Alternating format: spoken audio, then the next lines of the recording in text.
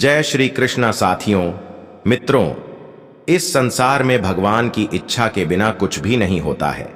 इसीलिए सर्वप्रथम मैं आपको हृदय से शुभकामनाएं देना चाहता हूं कि आप बहुत ही भाग्यशाली हैं, क्योंकि आपने भगवान श्री कृष्ण की प्रेरणा से ही श्रीमद् भगवद गीता के बहुमूल्य विचारों के इस वीडियो को देखने का मन बनाया।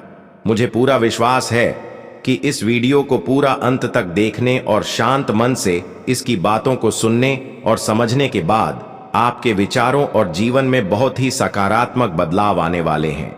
जो कोई भी श्रीमद् भगवद गीता की शरण में आकर भगवान श्री कृष्ण द्वारा बताई गई बातों को अपने जीवन में अपनाता है, वह अपने सभी दुखों और कष्टों से मुक्त होकर अपने जीवन में सफलता और आनंद को प्राप्त करता है। दोस्तों, आपको जिंदगी में जो कुछ भी चाहिए या आपकी जो भी समस्या है, आप श्रीमद् भगवद गीता के यह दिव्य 60 अनमोल वचन ठीक से सुनकर समझ लीजिए। आपकी हर इच्छा पूरी होगी, हर मुश्किल आसान होगी और आपका हर दुख दूर होगा।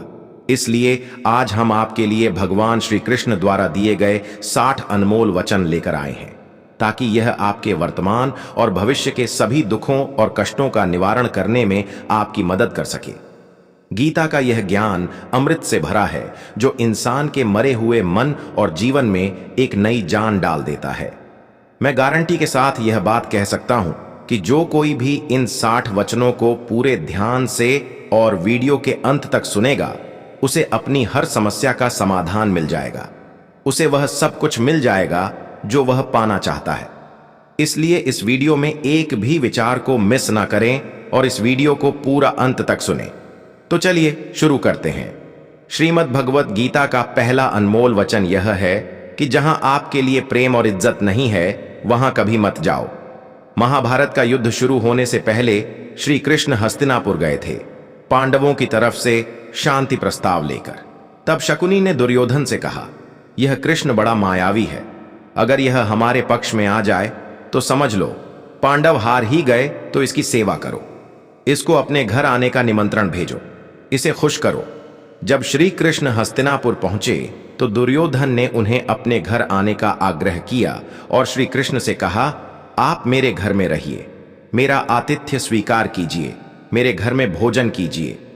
तो श्री कृष्ण ने दुर्योधन से कहा कि दुर्योधन, इंसान को किसी के घर तभी भोजन करना चाहिए, तभी जाना चाहिए, या तो उससे बहुत प्रेम हो, या तो हमारे जीवन में कोई बहुत बड़ी आपत्ति आ गई हो। ना तो मेरी जिंदगी में कोई आपत्ति आई है और ना ही तुम्हारा मुझसे कोई प्रेम है, तो तुम्हारे घर तो मैं कभी नहीं आऊंगा। तुम मुझे अपने घर बुला रहे हो सिर्फ और सिर्फ अपना मतलब पूरा करने के लिए, और मतलबी लोगों के घर कभी नहीं जाना चाहिए। इससे हमको यह शिक्षा मिलती है कि जिसके दिल में आपके लिए प्रेम नहीं है, सम्मान नहीं है, वहां आपको कभी नहीं रहना चाहिए।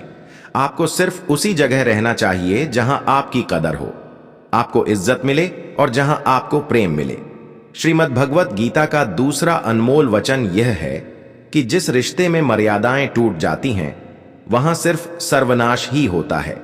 कोई आपसे बड़ा है या छोटा है, अगर वह रिश्तों में अपनी मर्यादाओं को तोड़ देगा तो वह रिश्ता कभी नहीं टिक सकता। रिश्ता सिर्फ तभी चलता है जब दो लोग एक दूसरे का सम्मान करते हैं, कदर करते हैं और कभी अपनी लिमिट क्रॉस नहीं करते हैं। जिस रिश्ते में कोई लिमिट नहीं है, एक दूसरे की इज्जत नहीं है, वह रिश्ता आज नहीं तो कल खत्म ही हो जाता है।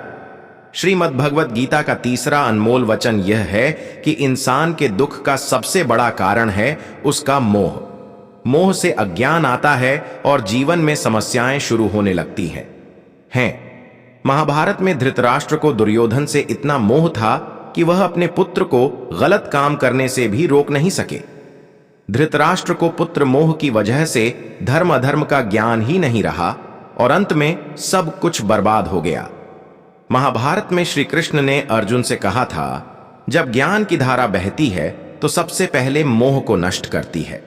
मोह को इसलिए नष्ट करती है क्योंकि मोह अज्ञान है। यूनान का सम्राट सिकंदर पूरी दुनिया को जीत लेना चाहता था। एक दिन एक नागा साधु ने सिकंदर से कहा, तू यह पूरी दुनिया जीत कुतियां जीत लेगा, उसके बाद क्या करेगा, क्योंकि इसके अलावा दूसरी कोई दुनिया है ही नहीं। इतना कहकर संत जोर जोर से हंसने लगा। संत की बातें सुनकर सिकंदर को निराशा होने लगी। सिकंदर ने संत से पूछा कि आप हंस क्यों रहे हैं। संत ने जवाब दिया कि तू पूरी दुनिया जीत लेगा तब भी तुझे निराशा ही मिलेगी, क्योंकि तू दुनिया को जीतने के मोह में बंधा है, जबकि मेरे पास कुछ भी नहीं है। लेकिन मैं हमेशा खुश रहूंगा, क्योंकि मुझे किसी भी चीज का मोह नहीं है। सिकंदर ने अभी दुनिया जीती नहीं थी, लेकिन अब संत की बातें सुनने के बाद दुनिया जीतने के विचार से ही वह निराश हो गया था, क्योंकि दुनिया जीतने के बाद कोई और मोह नहीं बचेगा। मोह की वजह से जीवन में दुख ही आते हैं। मोह घर परिवार से हो सकता है, सफलता का मोह हो सकता है, सुख सुविधा और मान सम्मान का मोह हो सकता है। जहां मोह रहेगा वहां दुख तो आएगा ही। मोह जब सफल होता है तो दुख मिलता है, और जब असफल होता है तब भी दुख ही मिलता है। श्री कृष्ण कहते हैं कि जब कोई मोह त्याग देता है तो उसे मेरी कृपा मिल जाती है। मोह रहित व्यक्ति परम आनंद प्राप्त करता है। इसीलिए मोह का त्याग करना चाहिए, और जो हमारे पास है उसी में संतुष्ट रहना चाहिए। ज्यादा पाने का मोह रहेगा तो दुख मिलना तय है। श्रीमद् भगवत गीता का चौथा अनमोल वचन यह है कि जो दूसरों के साथ छल करता है उसका अंत बहुत बुरा होता है। दुर्योधन के मामा शकुनी और दुर्योधन ने पांडवों के साथ जीवन भर छल किया, पथ पथ पर उन्हें धोखा दिया, कभी ईमान से उनके साथ नहीं चले, और उसका परिणाम दुर्योधन को यह मिला कि उनके दल का हर एक बड़ा योद्धा छल के द्वारा ही मारा गया, क्योंकि दुर्योधन ने जैसा कर्म किया था उसको वैसा ही फल मिला। जीवन भर उसने छल किया तो अंत में उसकी खुद की मृत्यु भी एक छल से ही हुई थी।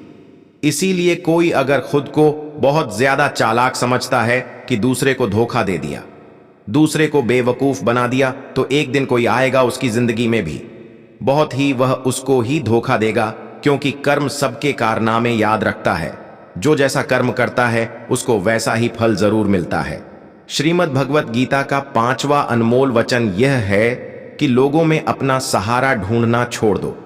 आपके मन की सबसे बड़ी कमजोरी यही होती है कि आप दूसरों में सहारा ढूंढते हैं, और यही चीज आपको कमजोर बनाती है। यही चीज आपका खुद पर विश्वास खत्म कर देती है। जो लोग सोचते हैं ना कि यह तो मेरा सहारा है तो मुश्किल वक्त में मुझे काम आएगा, वही लोग मुश्किल वक्त में सबसे ज्यादा दुखी और अकेले पड़ जाते हैं। आप सिर्फ ईश्वर को अपना सहारा बनाओ। देखना, जब भी कोई मुश्किल आएगी ना तो वह किसी ना किसी रूप में आकर आपकी मदद जरूर करेंगे। दुनिया को सहारा मत बनाओ। जो खुद अपने लिए सहारा ढूंढ रहे हैं वह आपका सहारा कैसे बनेंगे?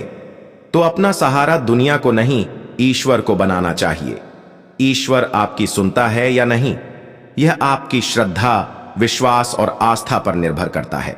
श्रीमद् भगवत गीता का 6ठा अनमोल वचन यह है कि अपने मन को शांत रखना सीखो, क्योंकि अशांत मन जीवन में सिवाय दुख के आपको और कुछ नहीं देने वाला, और एक शांत मन आपको जीवन में प्रेम और आनंद ही देगा। दुख और सुख सिर्फ शांत और अशांत मन के परिणाम है। अशांत मन दुख को ही जन्म देता है, और शांत मन परम आनंद को जन्म देता है। मन में शंकाओं को कभी जन्म ना दो। ये शंकाएं मन में गलत फहमियों के पहाड़ बना देती हैं, जिससे जीवन का सुख चयन छीन जाता है। तभी श्री कृष्ण कहते हैं कि मनुष्य को अपने मन को वश में रखना चाहिए। जो कोई अपने मन को वश में कर लेता है उसका मन उसका मित्र बन जाता है, और जो कोई अपने मन को वश में नहीं रख पाता उसका मन उसका सबसे बड़ा शत्रु बन जाता है। श्रीमद् भगवत गीता का 7वां अनमोल वचन यह है कि जिंदगी में कभी भी खुद को किसी का जरूरतमंद या मोहताज मत बनाओ, क्योंकि जब तक आप किसी के जरूरतमंद नहीं होते तब तक आपको कोई दुख नहीं पहुंचा सकता, कोई आपका फायदा नहीं उठा सकता। जिस इंसान के आप जरूरतमंद हो जाओगे वह आपका लाभ उठाना शुरू कर देता है। जिस दिन आपने अपने जीवन को किसी का जरूरतमंद बना दिया उसी दिन से आपको उसकी गुलामी करनी पड़ती है। औरों की तो छोड़ो, जो लोग अपने नौकरों के काम वाली बाइयों के जरूरतमंद हो जाते हैं तो वे उनका सब कुछ सहना शुरू कर देते हैं, क्योंकि उन्हें पता होता है कि आपका काम उनके बिना चल ही नहीं पाएगा, और आप खुद से उतना काम कर नहीं पाएंगे, और दूसरा कोई आपको मिल नहीं रहा तो वे आपको परेशान करना शुरू कर देते हैं। लेकिन जब उन्हें यह समझ आता है कि आप अपना काम खुद कर सकते हैं या आपको दूसरे 1000 ऑप्शन मिल सकते हैं, तो वे चुपचाप अपना काम करेंगे। अब अगर आप कोई ऐसी नौकरी करते हैं जहां आपके बॉस के गलत होते हुए भी आप उसका टॉर्चर सहते रहते हैं, तो उसको पता होता है कि आप उसके जरूरतमंद हैं, और वह उसका पूरा फायदा लेता है। और तो और जिस घर परिवार में आप रहते हैं, अगर वहां भी आप किसी के जरूरतमंद हैं तो वह आपको पूरा चूस लेता है, क्योंकि वहां आप 24 घंटे रहते हैं, कहीं और जा ही नहीं सकते। आपके सर पर चढ़कर नाचेगा वह इंसान और आपको पूरी तरह से अपने कंट्रोल में रखेगा। लोगों को बहुत मजा आता है अपने से कमजोर इंसान को अपने कंट्रोल में रखने में। आप चाहे हजारों के लिए अच्छा करो, चाहे हर वह काम करो जिससे उन्हें खुशी मिले, पर ऐसे लोग आपकी गर्दन को दबा के रखते हैं। आप में अगर कुछ प्रतिभा है तो आपके पंख ही काट दिए जाएंगे। हर वह कोशिश की जाएगी आपके साथ जिससे आप जिंदगी में कभी आगे ही ना बढ़ पाओ। किसी का मोहताज होना मर जाने से भी बदतर होता है। आपने कभी गौर किया कि आपकी जिंदगी वही लोग खराब करते हैं जिनके आप जरूरतमंद हो जाते हैं। आपका सारा दुख वहीं से आता है जिसके आप जरूरतमंद होते हैं। जरूरतमंदी सिर्फ शरीर या काम की नहीं होती। सबसे बड़ी जरूरतमंदी तो मन की होती है कि जिंदगी में कोई हमें चाहिए, हमें संभालने के लिए, नहीं तो हम खुश नहीं रह पाएंगे। अकेलापन लोगों से झेला नहीं जाता है। फिर कई बार आप ऐसे लोगों से जुड़ जाते हैं जो आपकी इस मन की जरूरतमंदी का पूरा फायदा उठाते हैं। आप उनसे रिश्ता इसीलिए जोड़ते हैं ताकि आपकी जिंदगी में थोड़ी खुशी आए, और वे लोग आपको खून के आंसू रुलाते हैं, आपकी पूरी जिंदगी नर्क बना देते हैं। याद रखना एक बात, मां बाप के अलावा ऐसा दुनिया में आज तक कोई पैदा नहीं हुआ है कि आप जिसके जरूरतमंद बने और वह आपका फायदा ना उठाए। इसीलिए जिंदगी में कभी भी खुद को किसी का जरूरतमंद या मोहताज मत बनाना। श्रीमद् भगवत गीता का 8वां अनमोल वचन यह है कि अपनी खुशी और अपना दुख हर किसी के आगे जाहिर नहीं करना चाहिए, क्योंकि लोग आपकी खुशी पर नजर लगा देते हैं और आपके दुख में आपकी हंसी उड़ाने लगते हैं। आपकी खुशी से कोई खुश नहीं होता, लोगों को जलन होती है। इसीलिए कहा जाता है कि हर वक्त आंसू आंख में लाया ना करो, हर जख्म सबको दिखाया ना करो। यहां लोग हाथ में नमक लिए फिरते हैं, इसीलिए अपना हर दर्द सबको दिखाया ना करो। लोग तो बैठे ही हैं दुखी इंसान को और दुखी करने के लिए, और जो खुश है उसको तकलीफ पहुंचाने के लिए। अपने मन की हालत अपने तक ही रखो, सिर्फ उसे बताओ जो उसे समझने की संभव। दोस्तों, इससे पहले कि हम 9वें वचन पर जाएं, आपसे विनती है कि अगर आपको इस वीडियो से कुछ भी सीखने को मिल रहा है तो इस वीडियो को लाइक कर दीजिए, और अगर आप इस चैनल पर पहली बार आए हैं तो हमारे चैनल विजु इंस्पायर्ड को सब्सक्राइब कर लीजिए। तो चलिए आगे बढ़ते हैं। श्रीमद् भगवत गीता का 9वां अनमोल वचन यह है कि जीवन में जो कुछ भी होता है वह अंततः अच्छे के लिए होता है, चाहे वह वर्तमान हो, भविष्य हो या अतीत हो। हालांकि यह शिक्षा सुनने में सरल लगती है, लेकिन इसे समझना और स्वीकार करना बहुत कठिन होता है, खासकर जब जीवन में किसी प्रकार का दुख, कष्ट या अन्याय हमारे सामने आ खड़ा होता है। उस समय हमें पूरी दुनिया ही गलत और मतलबी लगने लगती है, और यह विश्वास करना कठिन हो जाता है कि जो हो रहा है वह हमारे भले के लिए हो रहा है। जब जीवन में किसी अपने से हमें चोट पहुंचती है या हमारे साथ कुछ अनुचित होता है तो हमें लगता है कि हमारी दुनिया टूट गई है, परंतु सच यह है कि यही कष्ट हमें और भी अधिक मजबूत और लायक बनाते हैं। यह कठिनाइयां हमें जीवन के सत्य से रूबरू कराती हैं और हमें यह दिखाती हैं कि कौन हमारा सच्चा मित्र है और कौन नहीं। यह स्थिति उस बच्चे की तरह होती है जिसे उसकी मां कड़वी दवाई पिलाती है। बच्चे को वह दवाई बिल्कुल पसंद नहीं आती, लेकिन वह दवा ही उसकी बीमारी को खत्म करती है। ठीक वैसे ही जीवन के कठिन अनुभव हमें विकसित करते हैं, भले ही उस वक्त वह अनुभव कड़वा क्यों ना लगे। वास्तव में हम उसी को सच मानकर जीते हैं जितना हमारी समझ है और जितना हमें दिखाया या बताया गया है। लेकिन सच्चाई तब तक पूरी तरह समझ में नहीं आती जब तक हम खुद उस दुख से नहीं गुजरते। यह शिक्षा हमें यह समझने में मदद करती है कि जीवन की हर घटना, चाहे वह सुखद हो या दुखद, किसी न किसी उद्देश्य के साथ आती है, और उस उद्देश्य को समझने के लिए हमें धैर्य और विश्वास बनाए रखना चाहिए। श्रीमद् भगवत गीता का 10वां अनमोल वचन यह है कि जो आपके साथ अधर्म करे, पाप करे, गलत करे, उसे दंड जरूर देना चाहिए। किसी के अत्याचार को सहन नहीं करना चाहिए। अगर आप उसे सहते हैं तो वह आपके साथ और गलत करता रहेगा। अगर आप उसे सहते हैं तो उसके पाप में आप भी भागीदार हो जाएंगे। महाभारत का युद्ध शुरू होने से पहले अर्जुन श्री कृष्ण से कहने लगे कि जिनसे मैं युद्ध करने जा रहा हूं, यह सब मेरे भाई हैं, मेरे गुरुजन हैं। मैं इनके सामने कैसे हथियार उठाऊं, इनको कैसे मारूं? तब भगवान श्री कृष्ण ने अर्जुन से कहा कि जिन्हें तुम अपना मान रहे हो वे सभी अधर्मी हैं, वे पाप के पक्ष में खड़े हैं। और अगर तुम इनका वध नहीं करोगे, इनसे युद्ध नहीं करोगे, तो समाज में और भी पाप बढ़ जाएंगे। क्योंकि जब कोई ऐसे पापियों को नहीं रोकता है तो यह और भी ज्यादा पाप करते हैं। ऐसे ही जब आपके साथ कोई गलत करता है, आपको चोट पहुंचाता है, दुख पहुंचाता है, और वही आप चुपचाप रहते हैं, तो उससे सामने वाले का मनोबल और बढ़ जाता है। वह आपको कमजोर समझने लगता है और आपके साथ गलत करने को वह अपना हक समझने लगता है। लेकिन जब आप उसके गलत व्यवहार को, उसके अधर्म को रोक लेते हैं, उसका विरोध करते हैं, तब वह अपनी सीमा में रहना सीख जाता है। और यह कलयुग है। अगर इस जमाने में आपको खुश रहना है तो आपको अपनी रक्षा खुद ही करनी होगी। कोई आपके साथ गलत करे तो उसको कभी नहीं सहना चाहिए, बल्कि उसका सामना करना चाहिए। श्रीमद् भगवत गीता का 11वां अनमोल वचन यह है कि मनुष्य के जीवन में 3 मुख्य अवस्थाएं होती हैं: बचपन, जवानी और बुढ़ापा। इसके बाद शरीर समाप्त हो जाता है, लेकिन आत्मा अमर रहती है और पुनः जन्म लेती है।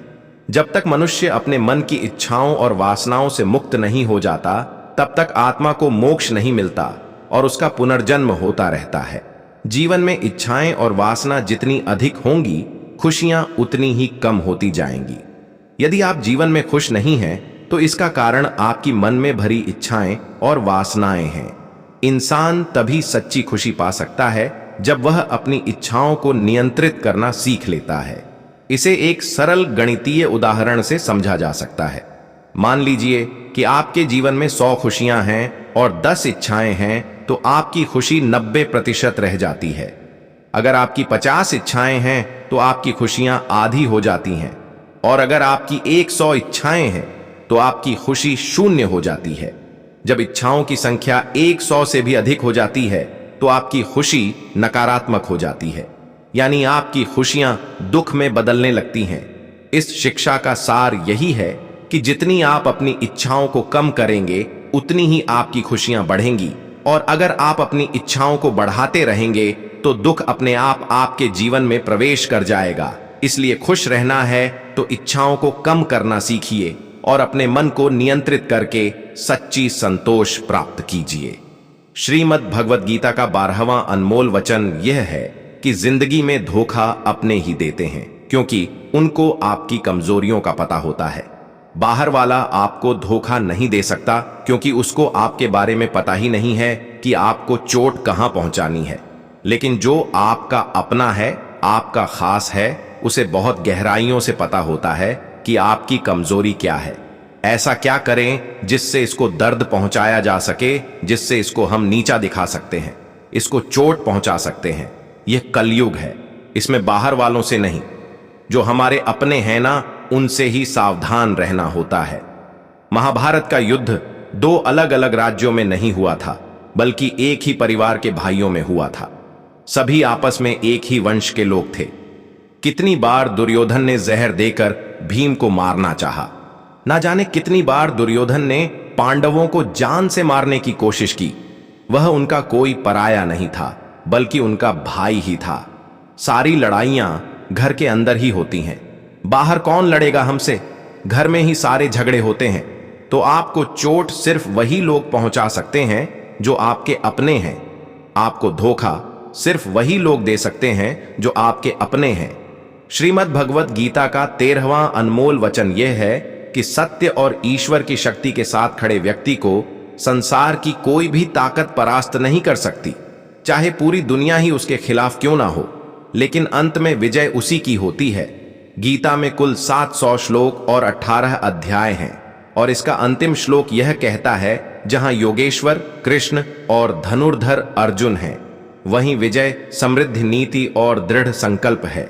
धृतराष्ट्र बार बार संजय से पूछते थे कि युद्ध में कौन जीत रहा है और कौन हार रहा है, क्योंकि उनका विश्वास था कि उनके पक्ष में भीष्म पितामह, गुरु द्रोणाचार्य और कर्ण जैसे महाबली खड़े हैं।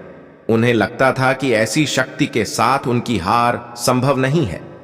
लेकिन संजय ने उन्हें बताया कि जहां ईश्वर यानी श्री कृष्ण खड़े होते हैं, वहां शक्ति का अर्थ नहीं होता। सत्य और धर्म की जीत निश्चित होती है।